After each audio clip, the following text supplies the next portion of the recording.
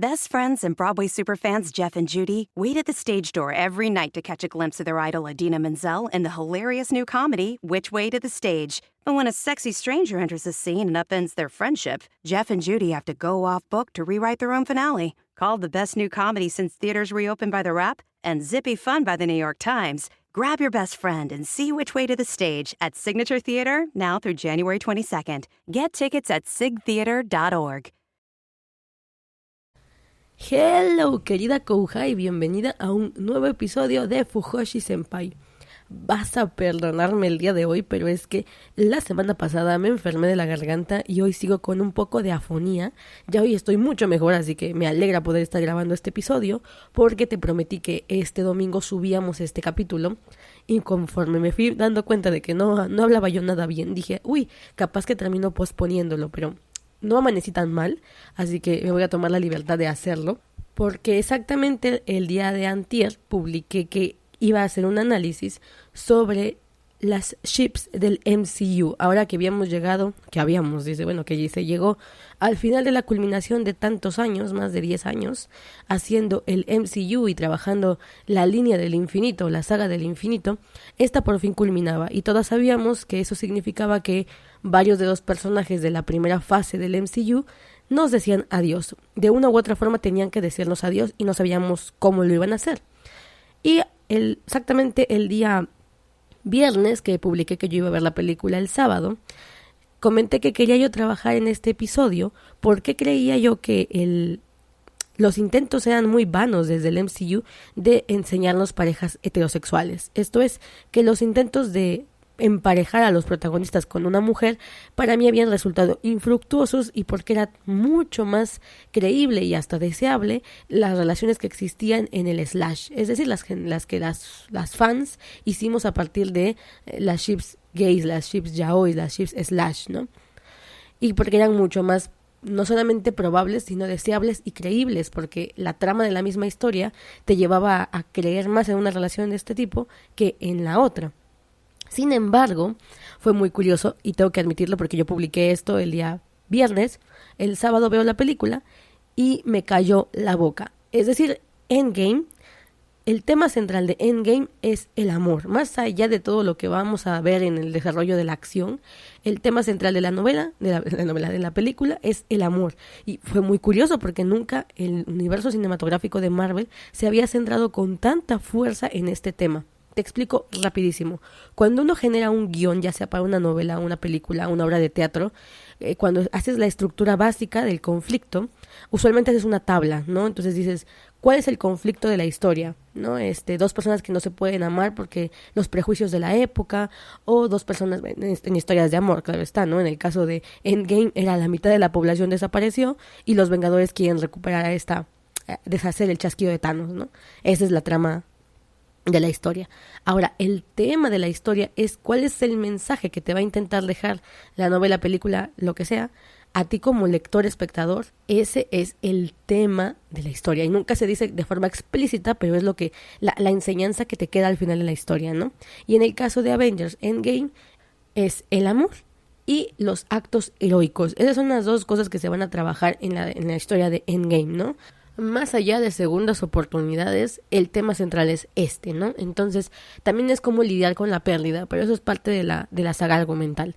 Y fue así como la historia se va a centrar tanto en este rollo del amor, que va a tratar sobre los temas que se ha venido desdibujando en el MCU. Por ejemplo, Peggy Carter. Peggy Carter es el eterno amor del Capitán América.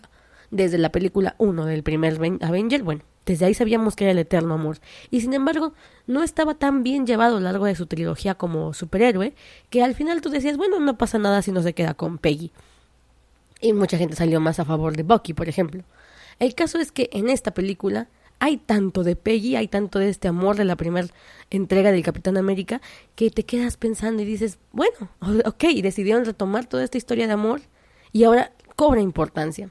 Entonces, bien, voy a empezar a hablar de las parejas, el shipping del MCU slash, pero es importante que tengas como panorama que para mí ahorita la versión de Endgame está tan fresca en primera, que es obvio que me ha movido muchas cosas de lo que yo pensaba de las ships y lo que yo pensaba de el universo slash del fandom del MCU.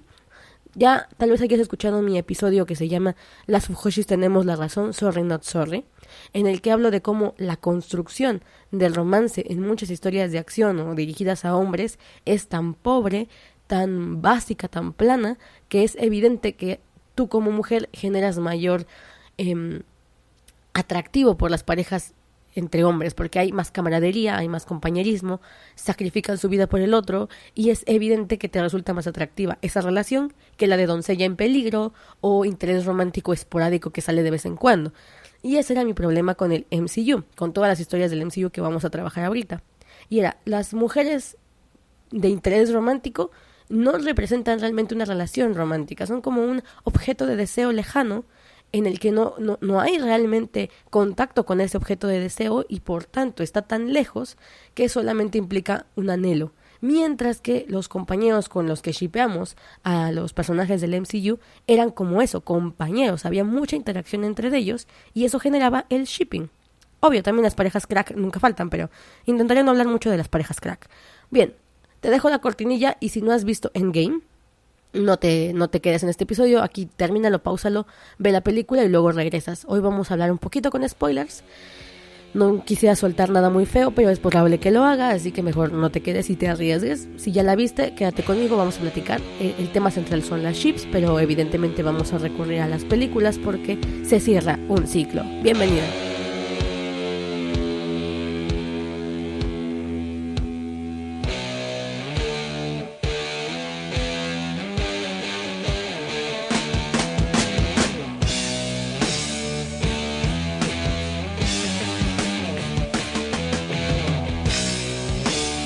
Bien, ahora vamos a empezar.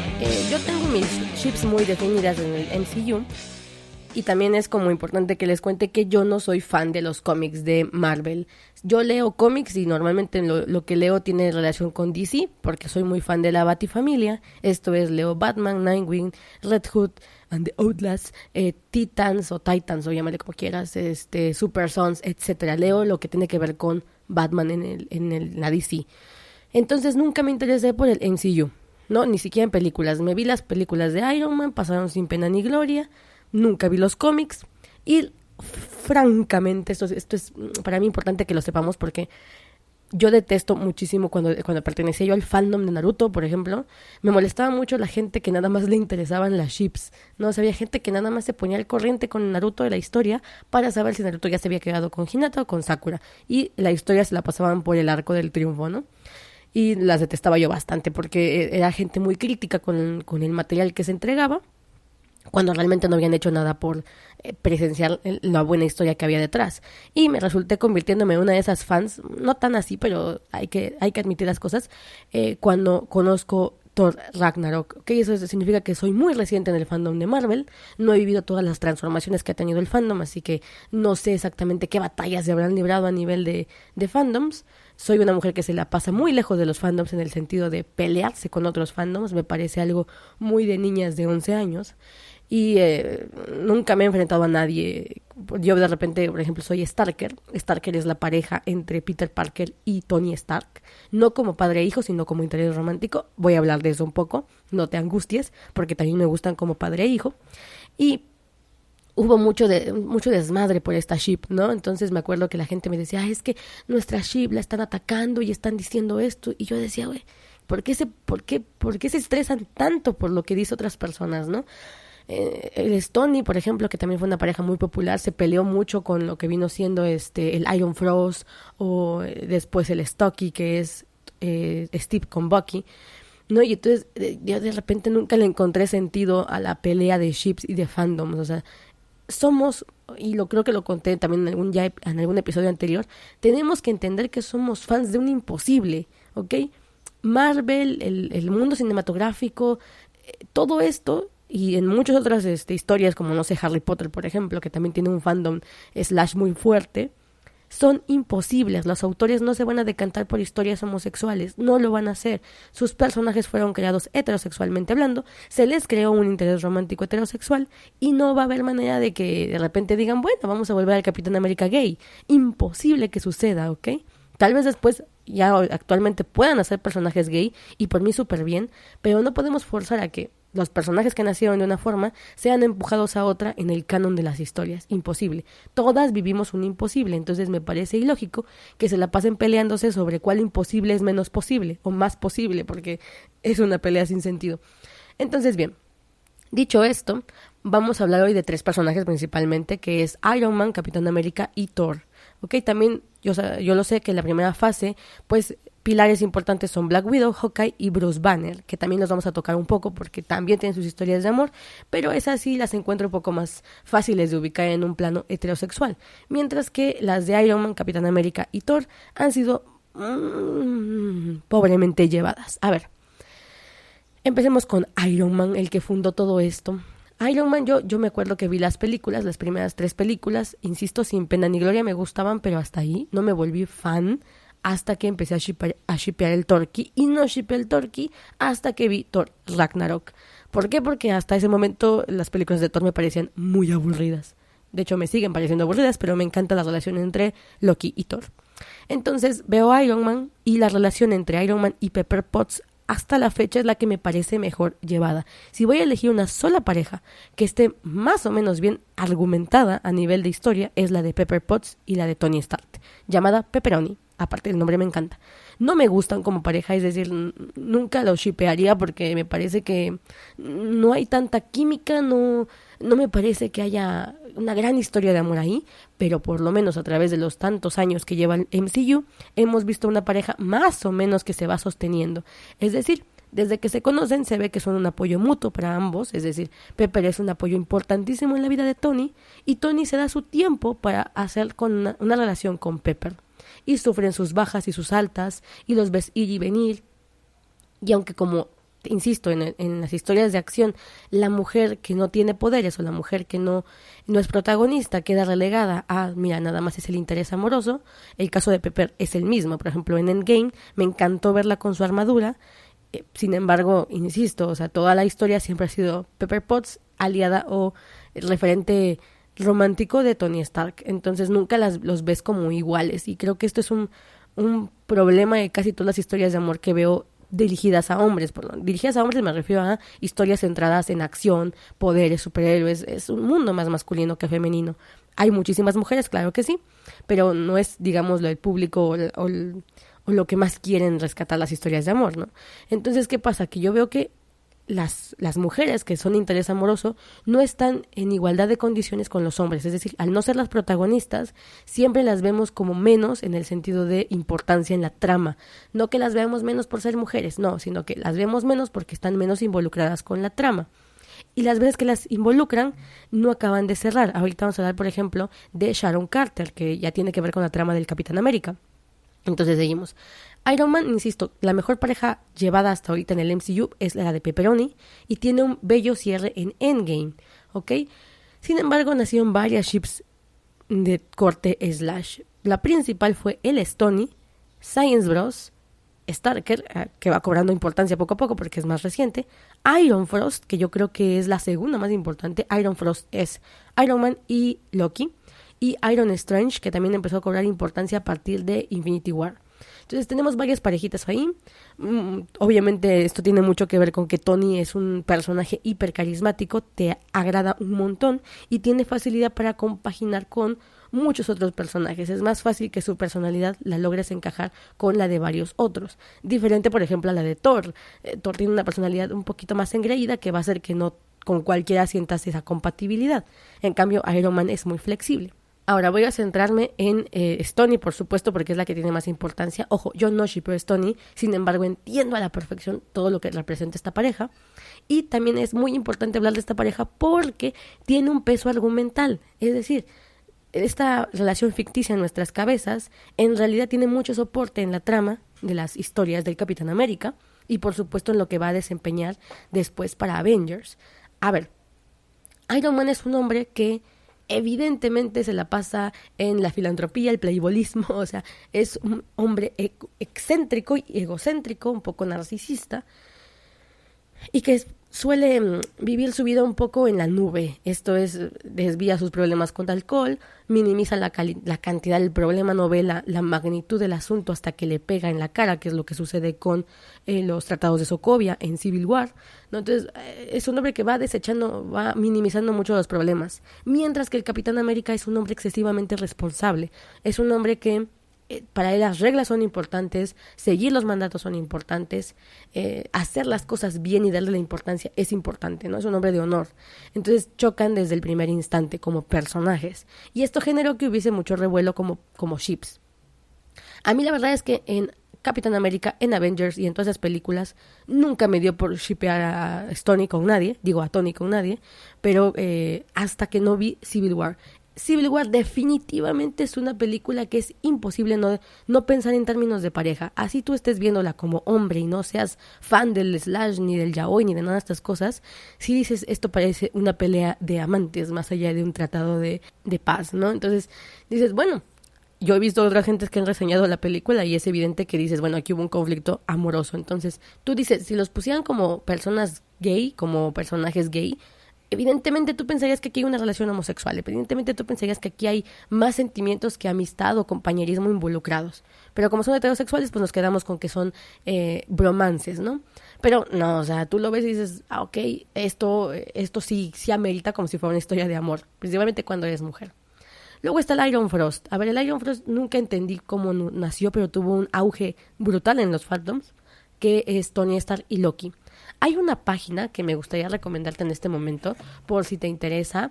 Se llama psicoanalisisdecomics.com. Yo no soy psicóloga, pero aquí estos psicólogos que están como muy centrados en el área del psicoanálisis freudiano, que hablan de pulsiones sexuales, el ego, el yo, el superyo, y todas esas cosas de complejo de Edipo, etcétera, hacen análisis de los personajes de Marvel y me gusta muchísimo porque dicen cosas muy verdaderas que están basadas en una visión psicológica, ¿no? Y por ejemplo hay una parte en la que dicen Loki y Tony se reconocen porque mientras Tony creó armaduras para protegerse de las heridas, esto es a nivel inconsciente, simbólico, Loki es manipulador y es una diva, etcétera, protegiéndose con su narcisismo de las mismas heridas. Entonces, tanto Tony Stark como Loki son muy narcisistas y muy ególatras. Entonces, es evidente por eso en la escena en la que Tony está pensando a dónde fue Loki y dice, es que él quiere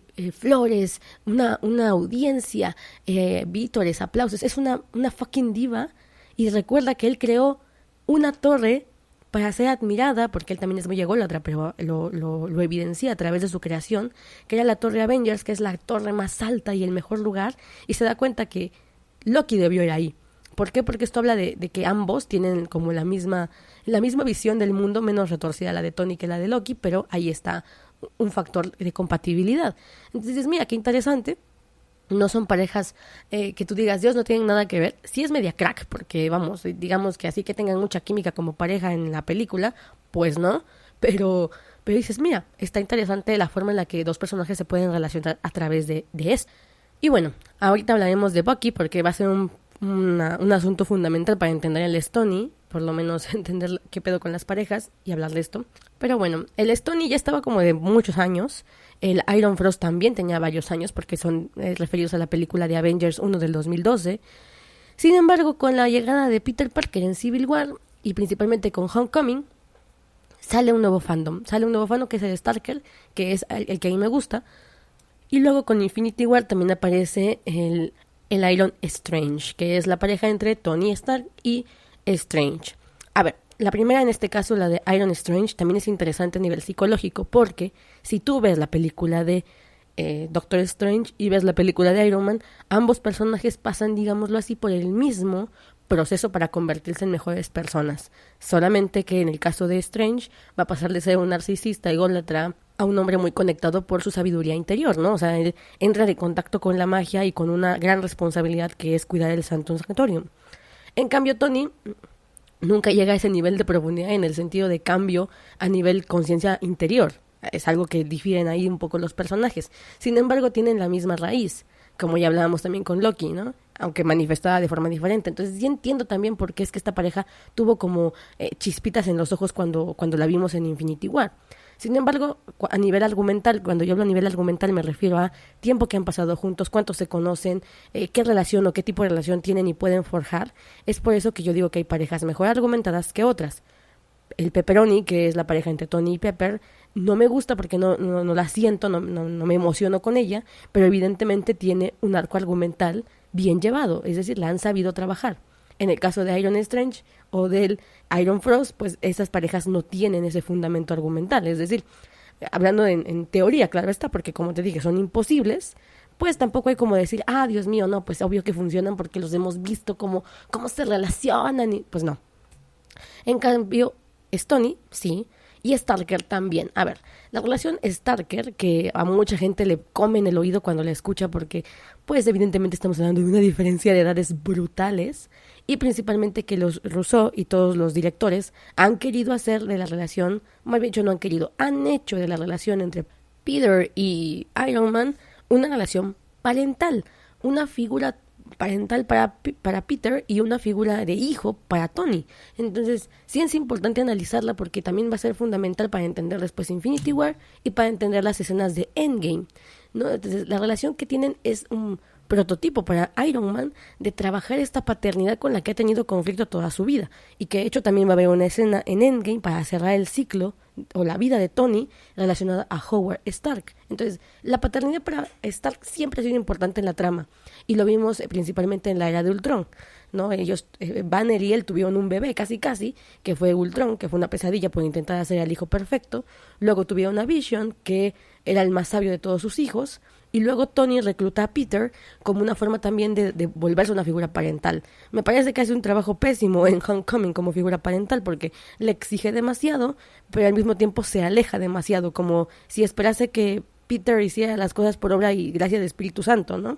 Le da indicaciones variables, o sea, no le dice nada concreto y después lo regaña. Bueno, o sea, no, así como que digas que, uy, qué buena figura paterna, pues no, pero Peter encuentra en él de verdad a una figura paterna y admirable y que esto se desarrolla en Endgame. A mí las escenas de Endgame donde Tony, insisto, estos son spoilers, donde Tony llega del espacio y dice, lo primero que dice es, perdí al chico, es la importancia que tiene Peter en su vida, o sea, sí fue importante y es importante.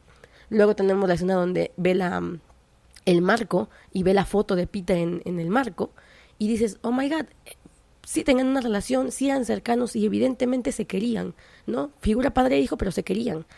Y después cuando por fin lo vuelve a ver, que es la escena en la que se reencuentran, Tony se da cuenta que a pesar de que tuvo resistencia para enfrentar el problema del viaje del tiempo y para meterse a esta iniciativa y darle un reset a la gente que murió, valió la pena al ver a Peter de nuevo, porque realmente él, personalmente hablando en toda la historia de Infinity War, él tenía a Pepper, es decir, Pepper estaba como su ancla todavía en la tierra, no la perdió. Todos los demás perdieron a alguien, importantísimos para ellos, por ejemplo Hawkeye que perdió a toda su familia, y realmente Tony decía, bueno, sí, perdí gente, pero no lo veías angustiado realmente por la pérdida en general, sino que una de las grandes motivaciones que va a tener Tony para volver al ruedo, para decir, ok, los ayudo, a pesar de que puedo perder lo más importante que tengo en mi vida, que es mi familia, lo voy a hacer por el chico que dejé morir ahí, es decir, por Peter Parker. Y bueno, sí, mucha gente le molesta que las ships o las fans del Starker hayamos convertido monstruosamente, y me choca la palabra, esta relación de padre e hijo en una relación de romance, y dices, bueno, haz a Peter tantitos años más grande y esta devoción que se entregan cuando no hay lazos sanguíneos, es decir, no son parientes de verdad, pues fácilmente puedes desarrollar una relación romántica ahí, principalmente porque Peter, si da tantito clic un paso al lado de la figura parental, Tony Stark es una figura súper admirable en su vida. Es decir, para él ha representado muchísimas cosas a lo largo de su infancia. Entonces no sería raro pasar del objeto de deseo de figura paternal a pasarlo a figura sexual. Además, aquí ni siquiera tocamos un poquito del complejo de Edipo. Insisto, checa esta página que te cuento donde hacen análisis de psicología de superhéroes, psicoanalisisdecomics.com, y vas a encontrar muchísimas cosas relacionadas a la psicología de los personajes que te quedas así como, oh my god, esto está muy interesante. Y me encanta la relación entre Peter y Stark. Al final de la historia, cuando Tony muere, el penúltimo, la penúltima persona con la que habla es con Peter, ¿no? Y entonces a mí me sufrí mucho, siendo muy franca, porque Peter cuando muere en Infinity War se disculpa con Tony. Señor Stark, lo siento. Aparte de decir no me quiero ir, al final pide disculpas. Y en la segunda, cuando Tony está muriendo, Peter le dice, señor Stark, ganamos, así como en súplica de que por favor abra los ojos. Y al final la última frase que le dice es, Tony, empezando a decir, como un igual, esto ya no es jerarquía de mentor, alumno, padre, hijo, sino somos como iguales, o te tengo mucho cariño como para que no pueda decirte tu nombre. Tony, lo siento. Y dije, Peter, ¿por qué carajo tú siempre te estás culpando? O sea, no hiciste absolutamente nada por provocar que esto sucediese. Y hiciste bastante por evitarlo. Entonces siempre me dolió muchísimo la forma en la que Peter pedía disculpas por morir y luego por verlo morir. Es como, Peter, cálmate, hijo, cálmate, porque sufro contigo. No, aparte es un personaje muy entrañable. O sea, la mayoría de las personas quieren mucho a Spider-Man en todos los multiversos. Y en el caso de Tom Holland como Peter Parker, la verdad es que se gana tu corazón y es fácil shippearlo con su figura paterna idolatrada que es Tony Stark, ¿no? Entonces, ¿a qué voy?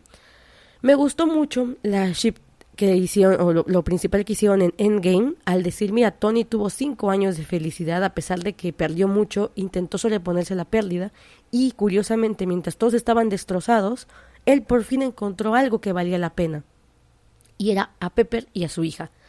Insisto, nunca me emocioné con esa ship, sin embargo me dio muchísima felicidad ver a Tony de esta manera, y lo principal es saber el sacrificio que hizo en pos de los demás. Ese es el acto más heroico de Tony. Cuando por fin encontró algo que quería mantener en su vida, estuvo dispuesto a sacrificarlo para que todos los demás fueran felices. Y creo que eso es el acto más valeroso que tuvo la historia en general, ¿no?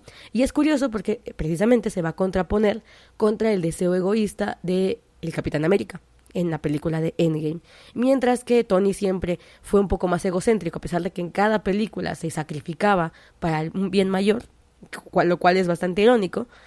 Siempre se sacrificaba, nunca moría, hasta esta vez. Y en el caso del Capitán América, que desde que se conocen, asume que Tony es un egocéntrico narcisista que no piensa en nadie más que él, el Capitán América siempre está pensando en los demás, vamos a llamarlo de esta manera. Siempre está entregando todo por los otros, sacrificándose por los otros, haciendo cosas por los otros, ¿no? En este afán de honor, de una honorabilidad, de ser un soldado en la guerra, ¿no? O sea, un poquito masoquista el Steve por ahí, ¿no?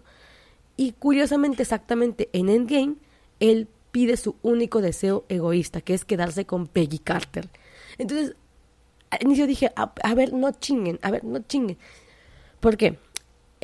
Porque francamente a Capitán América, desde que me vi las películas de Capitán América, lo shippía con Bucky. A ver, aquí, paréntesis en este análisis, yo no era fan de Capitán América, lo conocí en Avengers y no me caía bien, para qué mentir, lo vi en Ultron y tampoco me caía bien. Entonces cuando llegaron las películas de Capitán América, la 1 ni siquiera lo intenté ver, la 2 me acuerdo que vi el póster de Soldado del Invierno y dije, ay, qué huevo es el Capitán América, y no la vi. Hasta que veo Civil War y no entiendo qué está pasando porque no conozco a Bucky, que es voy a poner entre comillas, el malo de la película. Entonces digo, ay, no sé qué pasó, y me pongo a ver la película de Capitán América 1, Capitán América 2 y Capitán América 3. Y dije, ¿cómo? Para mí, o sea, esto es independiente de lo que tú pienses. Para mí fue como, ¿cómo hay gente que shippea a Tony con Steve cuando Steve ya tiene a Bucky? No, o sea, yo vi la película de Capitán América 1 y era como, Dios, estos tipos son amigos desde hace muchísimos años, tienen una relación súper entrañable.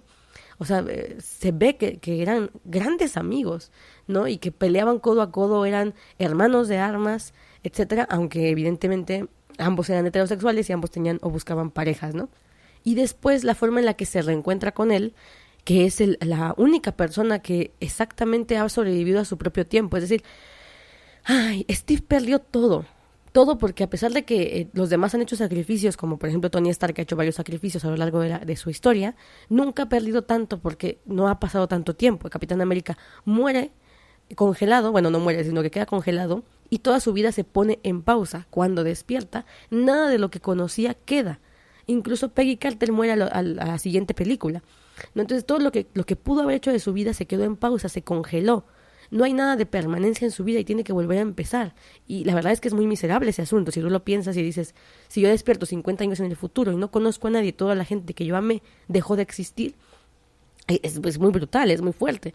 Entonces, cuando él encuentra a Bucky en la confrontación con el Soldado del Invierno, pues se queda notablemente sorprendido, porque Bucky es la única persona que sigue de permanencia en su vida y no lo puede abandonar, ¿ok? No lo puede dejar.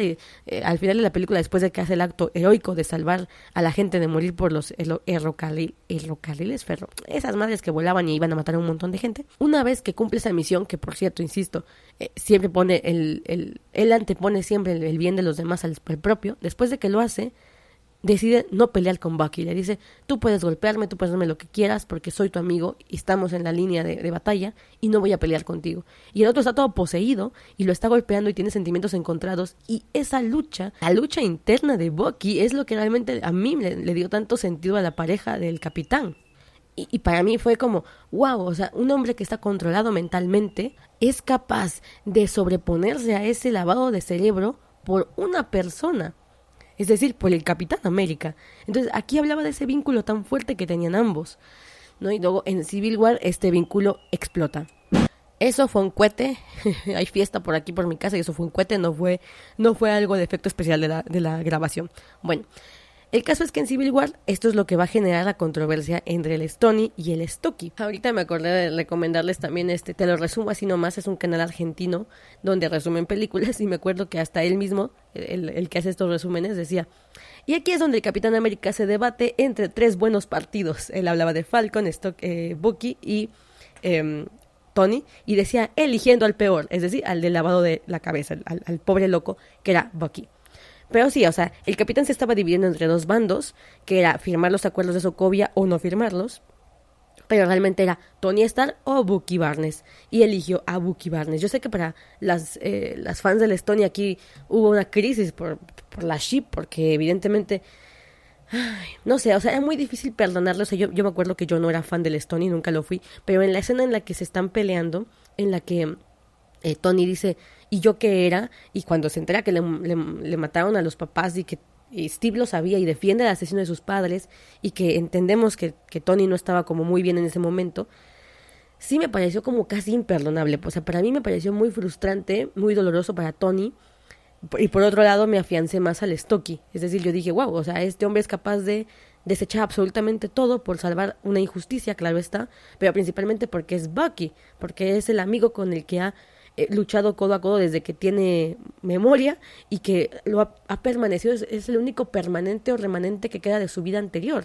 de la vida que perdió, ¿no? Entonces, en Soldado del Invierno y en Civil War aparece otra figura que es como importante mencionar, que es Sharon Carter, la sobrina de Peggy Carter. Peggy Carter para estas alturas creo que muere en Civil War, y entonces intentan desarrollar la historia romántica entre Sharon Carter y el Capitán América, y simplemente no funciona. O sea, no sé, no conozco a nadie, pero tal vez si haya uno que otro que sea fan de la pareja entre el Capitán y Sharon, pero hasta donde yo conozco, o sea, la mayoría de gente no estuvo de acuerdo, no le gustó la idea.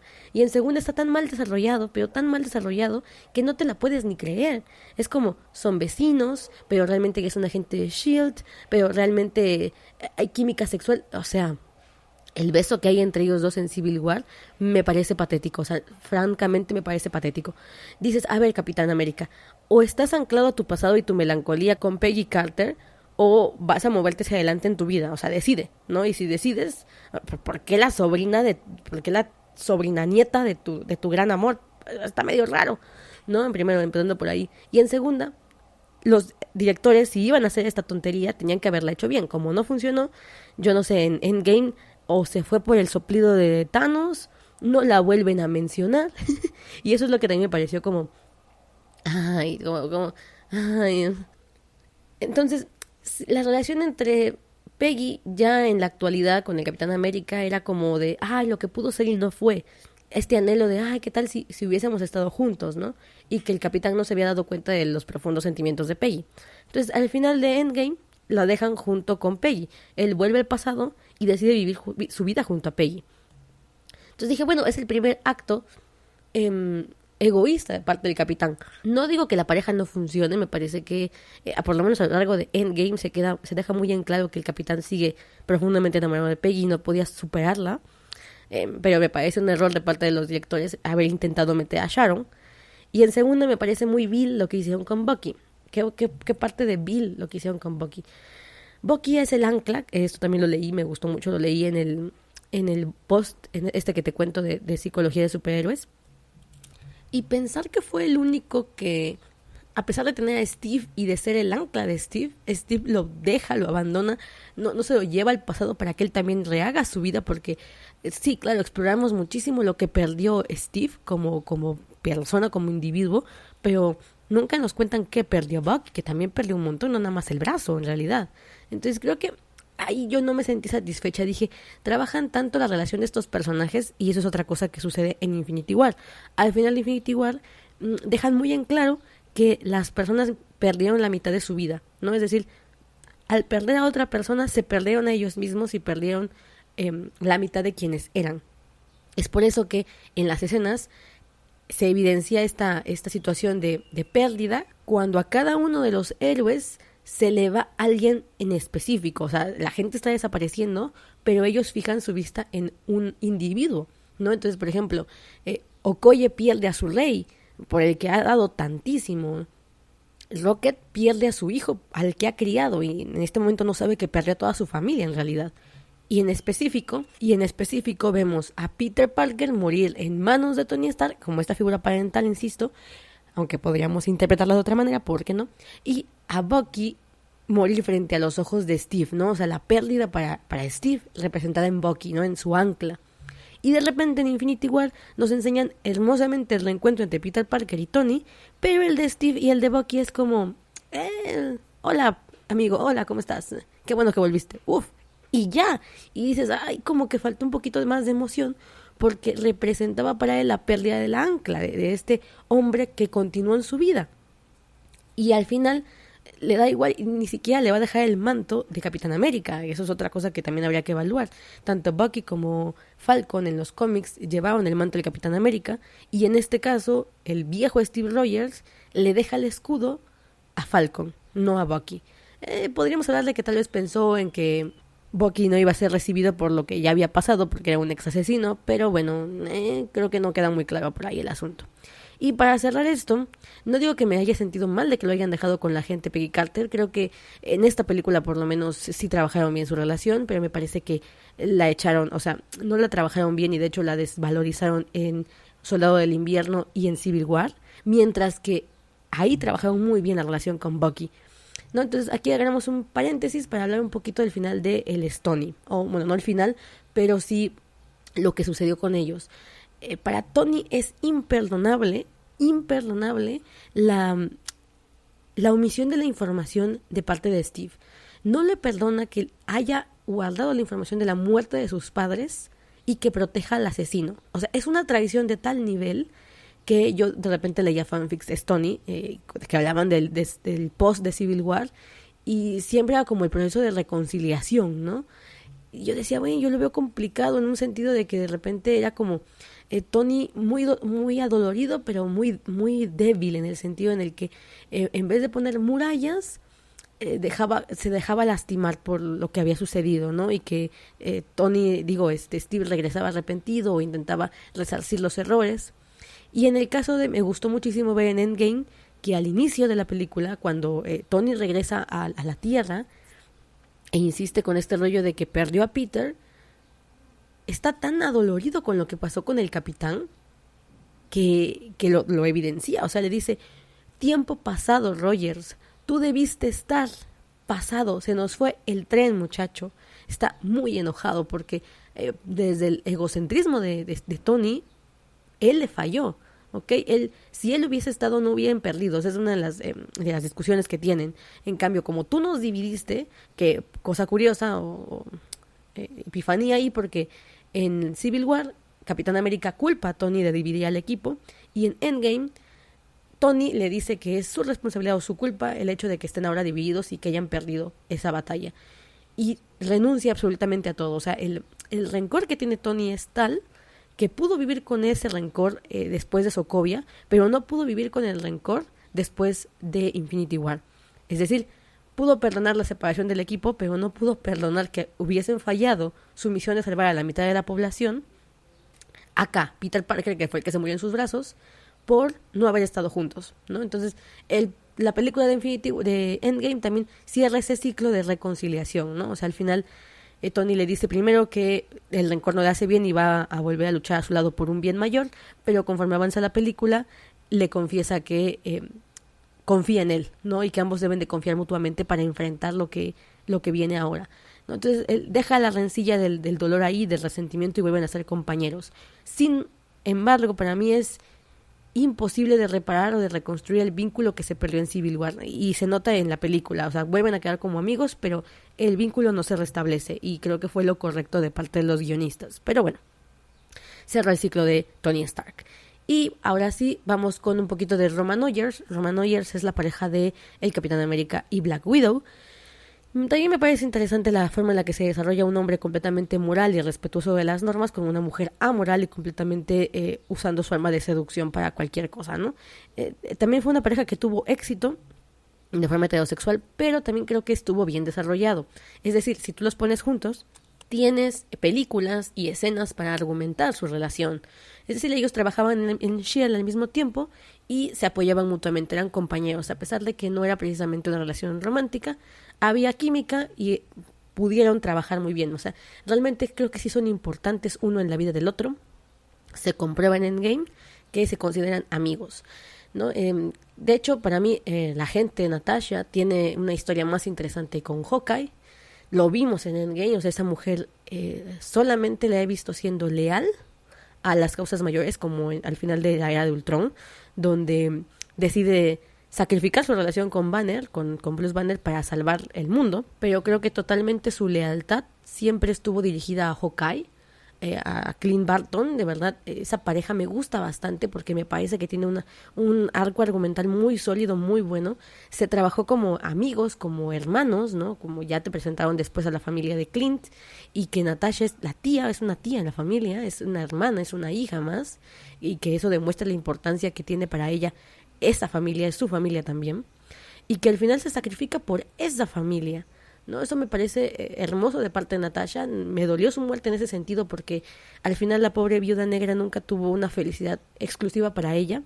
En todas las películas nunca la vimos ser feliz, como por ejemplo a Tony Stark, que le dieron su cierre en esta película, o a el mismo Steve Rogers, que le dieron su cierre en esta película. A la viuda negra no, nunca le dan una felicidad personal y siempre termina salvando a los demás y salvando su felicidad a través de los otros. La lucha entre Barton y ella en el risco, creo que era evidente quién iba a morir, quién no tenía, voy a ponerlo entre comillas, nada que perder, porque la familia que tenía era la misma familia de Barton, y la segunda familia que tuvo, los Vengadores, estaba completamente despedazada, y si quería salvar eso, tenía que sacrificarse. Entonces, es muy simbólico y muy importante el sacrificio de Black Widow en esta película.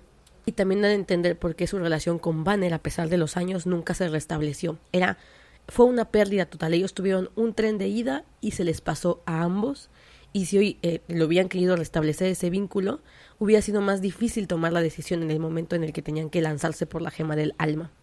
Muy bien, ahora sí cerramos el episodio de Rogers, de Steve Rogers, y finalizamos con el de Thor. De Thor no hay mucho que decir. Ay, bueno, yo digo que no hay mucho que decir porque de hecho hice la lista de posibles o potenciales parejas del dios del trueno, y mientras que en las demás tenía yo una lista larga, en el caso de Thor era Jane, Valkyrie y Loki.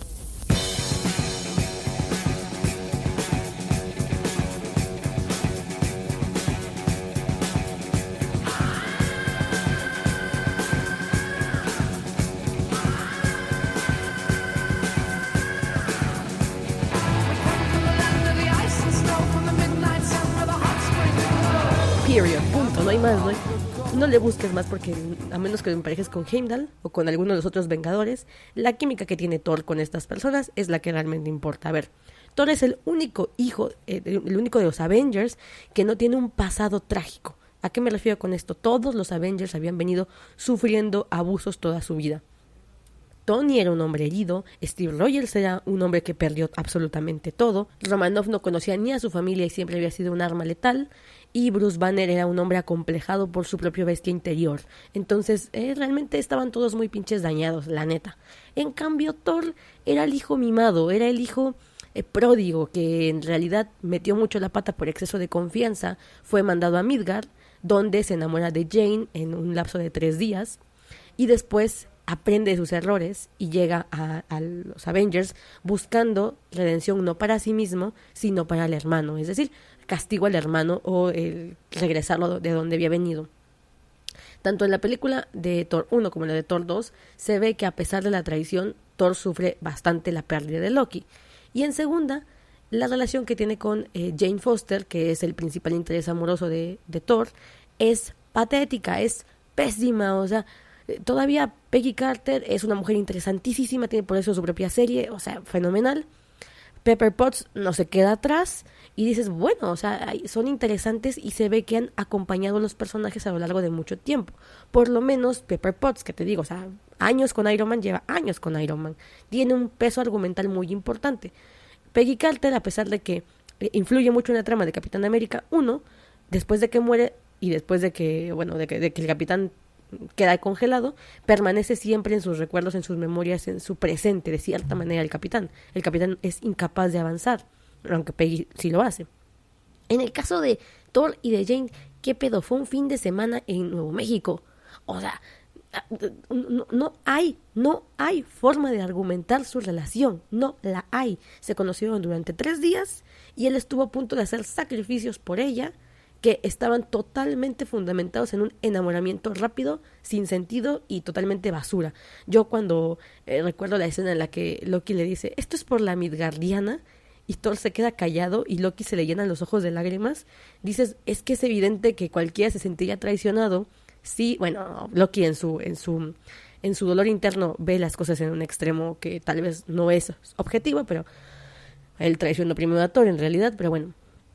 Loki dice, o sea, he estado a tu lado 1500 años y estás haciendo todo esto y cambias maravillosamente y te vuelves un ser humano espectacular por conocer a una midgardiana, o sea, una terrestre, una terrícola durante 3 fucking días. Estás de coña, Thor. Y la verdad es que cualquiera debió pensarlo en su momento. Estás de coña, Thor. Luego no se ven durante 2 años. A mí me parecía que las muestras de afecto de Thor realmente estaban mucho más enfocadas a Loki, por ejemplo, cuando destruye el Bifrost, el puente. Él dice, no puedes destruir una raza entera, que Loki estaba ya muy zafado, ¿no? Y Loki le dice, hey, ¿por qué no? Y entonces empieza a destruir el Bifrost. Y Loki le dice, si lo destruyes, no vas a poder volver a ver a tu Midgardiana. Y aunque Thor lo sabe, y se supone que esto es un sacrificio por un bien mayor, en realidad yo siempre sentí esto, porque soy fan Torqui por algo, yo siempre sentí que realmente Thor destruyó el Bifrost, no para salvar a los gigantes de hielo que antes él le disfrutaba matarlos y cazarlos, ni ni hacer un acto heroico por Jane o algo así, sino que lo hizo para salvar a Loki de sí mismo. Si su hermano destruía una raza entera, él iba a ser completamente un monstruo. Ya tenía mucho de monstruo, Loki un monstruo atormentado, pero ya tenía mucho de monstruo. Y ahora encima él, como hermano mayor, se dio cuenta de la deplorable calidad de su trabajo como hermano mayor, de su fallo como hermano mayor al regordearse de sus éxitos sin mirar al lado a quien tenía. Creo que esto es un acto de amor hacia Loki en plan o de amor hacia él mismo, de tengo que resarcir mis errores como hermano mayor, más allá de toda la faena.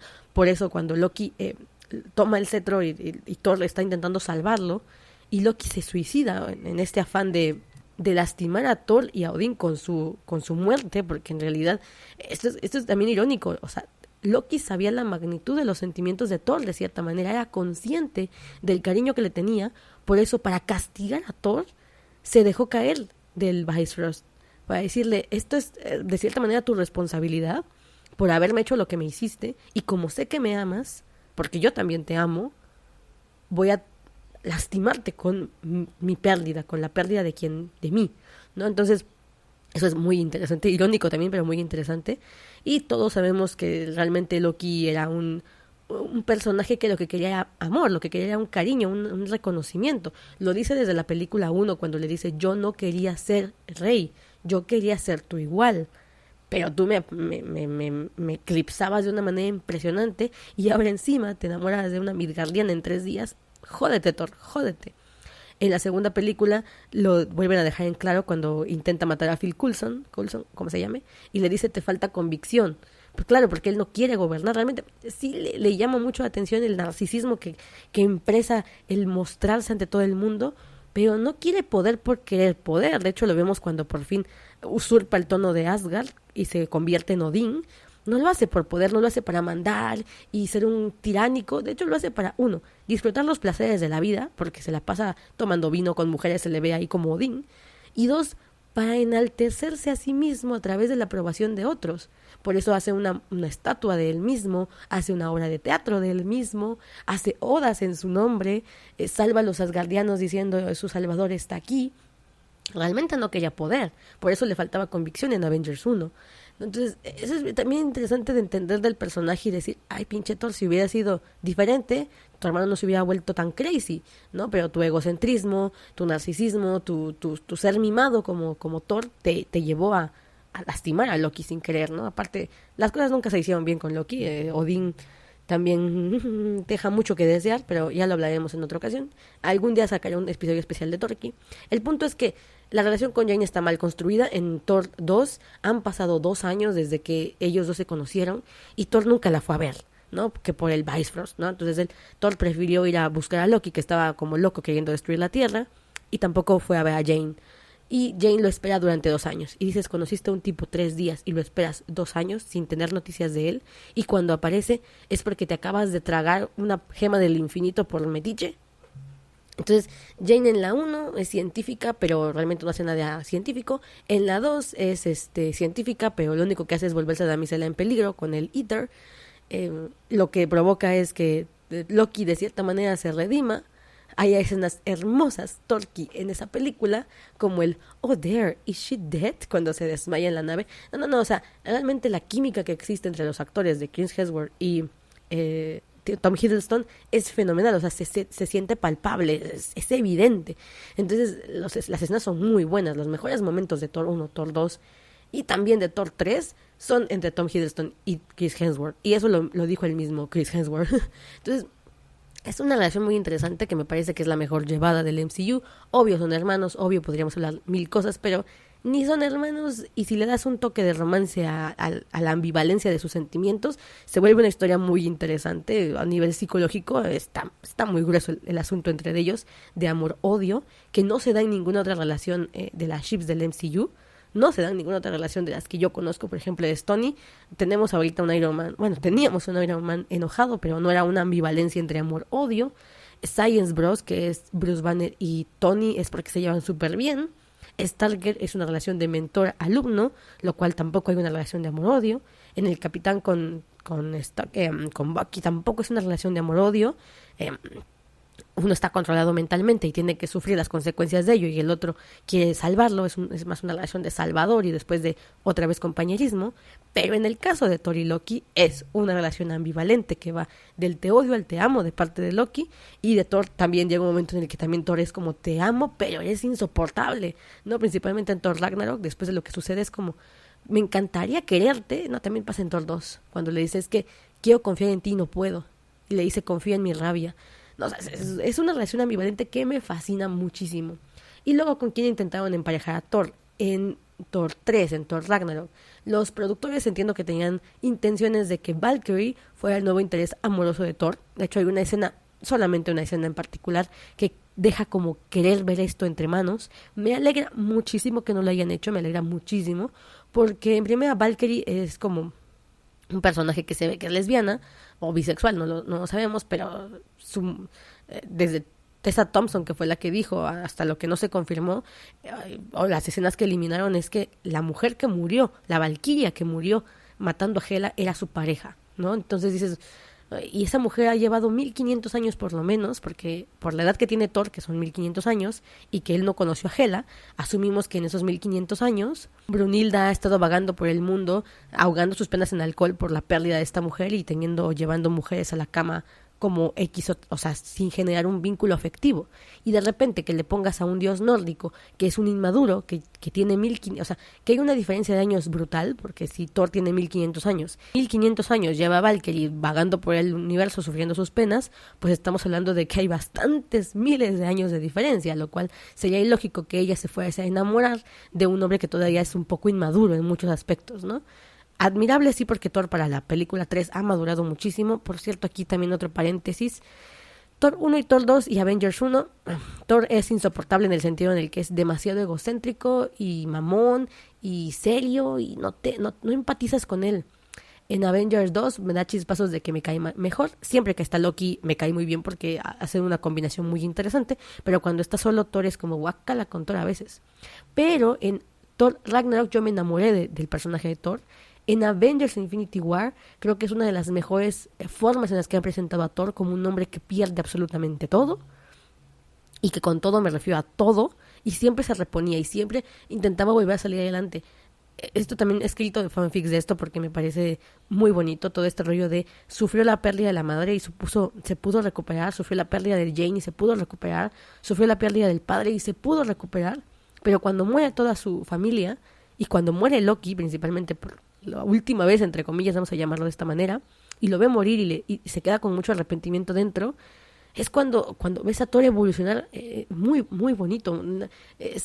La mayoría de nosotros gritamos cuando Thor apareció en Wakanda con la Stonebreaker, y dices, ay Dios mío, o sea, este tipo ya no es el mismo mamón que teníamos en Thor 1, ha evolucionado muchísimo, obvio como todos, pero en Thor se floreció muy bonito y me parece que es importante decirlo.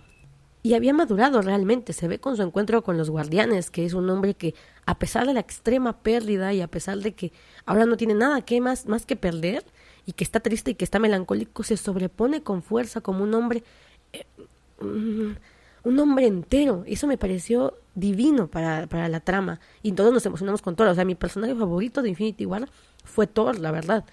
Y me pareció deplorable, desagradable, injustificable hasta cierto punto lo que le hicieron en Endgame. En Endgame lo hicieron un chiste. Y entiendo que todos estuviesen pasando por la pérdida terrible, o sea, todos perdieron algo. Pero Thor ya había perdido todo, no sé si me explico, o sea, no entendí nunca por qué Thor se dejó hacer lo que le hicieron en esta película, dejarse engordar, dejar de liderar Asgard cuando no sabíamos, pero mira, había sobrevivido la población de Asgard, Valkyria estaba viva, algo que no nos dejaron claro al inicio de Infinity War, y que decíamos, mira, lo perdió todo. No, aquí había razones para que Thor se volviese a componer, pegara los pedazos de su alma y fuera un líder para su nuevo hogar, que era la misión que Loki y él, en un pacto de hermanos y también de pareja, porque no, jajaja, habían establecido al final de la película de Ragnarok, de vamos a llegar a la Tierra y vamos a gobernar juntos y vamos a salvar a nuestra gente. Y Thor no iba a recuperar nada, eso también me quedó como muy raro. Thor no iba a recuperar absolutamente nada de matar a Thanos o de salvar las gemas del infinito y hacer lo que se tenía que hacer. De hecho, pasa lo mismo, al final de la película Thor está igual que al inicio. ¿Por qué? Porque del chasquido de Thanos no se le murió a él nadie. Toda su familia murió en diferentes circunstancias. Su madre murió a manos de los elfos negros. Su padre murió por un descuido de Loki y pérdida de sus habilidades, lo cual podríamos llamarlo que fue problema de Loki. Perdió a su novia por cuestiones X de la vida, que no interesan realmente porque sobraba en la trama. Perdió a Heimdall por intentar ser defendido por parte de Thanos. Y perdió a Loki por su propio error de Loki, es decir, o sea, la verdad es que Loki provocó todo esto al llevarse el Tesseracto. Es decir, ya habíamos visto la evolución de Loki como personaje, pero su ambición pudo más y se llevó el Tesseracto. ¿Qué le vamos a hacer? Sellando así el destino de su hermano. O sea, realmente creo que la mayor desgracia de la vida de Thor ha sido Loki, y aún así me encantan como pareja, pero la verdad es que el pobre de Loki o el pobre de Thor siempre termina arrastrado por los problemas de Loki, pero bueno. El caso es que Thor no iba a recuperar nada en el chasquido de Thanos, nada, toda su gente no iba a volver a nacer porque no murió de la misma forma que la murió la gente del final de la película de Infinity War. Entonces dices, ¿por qué tanta su pena? ¿Por qué fue el personaje que más se derrumbó? Sí, es verdad que fue el que falló el tiro a la cabeza por su orgullo, porque seguía siendo este hombre mimado. O sea, esto es una cuestión de temperamento, de personalidad. Por más maduro que sea, Thor seguía siendo Thor y quería presumir de su venganza, porque el tipo le mató al hermano y al amigo y a la mitad de su pueblo. O sea, ¿entiendes? pero no entiendes por qué se derrumbó de esta manera simplemente por no haber logrado ayudar a los demás, porque lo que estaba haciendo no era por un motivo egoísta. Él, bueno, sí era un motivo egoísta, sí era venganza, pero la búsqueda de las gemas y todo esto no era por un motivo egoísta, porque ya no había nada que salvar para él, y ya le había cortado la cabeza a Thanos. Entonces realmente era como, güey, ¿por qué estás tan mal? ¿Y por qué decidieron que tu personaje, los hermanos Rousseau, los directivos, los guionistas, fuera el más jodido durante toda la historia y te dejaran tan mal parado en toda la trama? Yo espero, porque de verdad espero, de hecho lo único que me ilusiona de ver es que en Guardianes de la Galaxia 3, si es que sale Thor o sacan Thor 4, veamos al Thor de Infinity War, veamos a este hombre que está volviendo a juntar sus pedazos para ponerse de pie. Y entre otras cosas se vale soñar. En la situación del tercer acto en Endgame, donde Loki logra tomar el tercer acto después de estar bromeando. Me encantó ver esa escena, creo que fue las partes que más disfruté de la película, porque te voy a ser muy franca, mucha gente le encantó, me dijo que estaba fascinada, pero mi novio y yo fue como, pues estuvo buena, pero no me encantó, no me fascinó. Los viajes en el tiempo a mí me dan mucho escozor, no porque quiera ser totalmente cuadrada en cuanto los entiendo. Yo veo mucha fantasía y me encanta la fantasía, y si me dicen viajó en el tiempo, no hay pedo, pero que me intenten explicar los viajes en el tiempo de forma científica y después no me den explicaciones coherentes, me molesta. En segunda, que todo haya sido como muy conveniente para la trama, cosas que se iban dando de tal manera que nada más era para que la trama funcionara, tampoco no me acabó de cerrar. Pero me gustó muchísimo las escenas del 2012, las escenas de la batalla de Nueva York, donde vemos qué pasó después de que Loki le pide un trago a Tony. Y siempre me pregunté por qué le habían puesto un bozal a la boca a Loki. Nunca entendí eso, porque Loki no recitaba conjuros para hacer su magia, simplemente la hacía y ya. Entonces me dio mucha risa enterarme que Thor fue el que le puso el bozal porque no paraba de hacer bromas tontas con el capitán. Me parece maravilloso el personaje de Loki, ¿qué te voy a decir? Entonces me gustó que al final tomara el tercer acto y desapareciera. Cuando revisas la línea y revisas la película te das cuenta que esa línea temporal sigue abierta porque Steve no la... si fue a dejar el tercer acto, o bueno, la gema del espacio a 1970, significa que no se vio afectado el futuro probable o el futuro en el que Loki toma el tercer acto y escapa. Entonces se abre otra ramificación. Y esto para mí, que no le encuentro sentido en el rollo de lo que en la misma película me dijo que tenía que pasar, de no haber líneas paralelas, me da igual si Loki vuelve a aparecer. O sea, me lo puedo pasar por los ovarios si Loki vuelve a aparecer o en Guardianes de la Galaxia, que al final no sabemos a dónde se fue, o en Thor 4, si es que sale Thor 4. O sea, me daría igual lo que tenga que ver con las teorías del tiempo y el espacio si Loki vuelve a aparecer. Me flipo. Ahora, el problema es que según la misma historia, están en líneas temporales paralelas, lo cual significaría que no se volverían a encontrar. Ay, no sé, a mí me parece que esto está puesto ahí a propósito. No creo que tenga tanto que ver con la serie que van a sacar en Disney Plus. Capaz me equivoco, capaz no. Pero bueno, a mí me dejaron la esperanza, por lo menos, de seguir shippeando el Torqui. Es lamentable por la pérdida de Stark por las demás ships. Lo siento, me he sentido pésame, me siento mal yo también, pero por otro lado me queda la esperanza todavía de mi Torqui y soy muy feliz con ello. ¿Qué les puedo decir? No les puedo mentir en este sentido porque sí estoy feliz. Pero por favor ya, recobren al Thor anterior porque este Thor es patético, deplorable y Loki le daría 2 cachetadas. Period. Ok, espero que te haya gustado el episodio de hoy. Nos vemos la próxima semana. Recuerda que este podcast se volvió quincenal, así que nos vemos 2 veces por mes. También tengo que decirte que muchas gracias porque sé que me estás escuchando. Veo que las descargas de este podcast van subiendo y eso me da muchísima alegría. Me hace querer continuar con esto. Pero si te gusta o te gustaría ayudarme a crecer más o darme unas palmaditas de ánimo y decirme, oye Gaby Senpai, está padre lo que haces, me gusta el podcast o yo qué sé, que digas, no te desanimes, tienes mi Instagram @Gaby Senpai o Fujoshi Senpai, también me encuentras, y también estoy en Facebook como Fujoshi Senpai, como Gaby Senpai, de la misma manera, si me encuentras, Gaby con V e I latina, ¿ok? Ahí, por favor, agrégame, sígueme, estemos en contacto para siguientes posts, para siguientes episodios, para sugerencias. Nos vemos hasta dentro de 15 días. Bye, bye. Best friends and Broadway superfans Jeff and Judy wait at the stage door every night to catch a glimpse of their idol Idina Menzel in the hilarious new comedy, Which Way to the Stage. But when a sexy stranger enters the scene and upends their friendship, Jeff and Judy have to go off book to rewrite their own finale. Called the best new comedy since theaters reopened by The Wrap and zippy fun by the New York Times, grab your best friend and see Which Way to the Stage at Signature Theater now through January 22nd. Get tickets at sigtheater.org.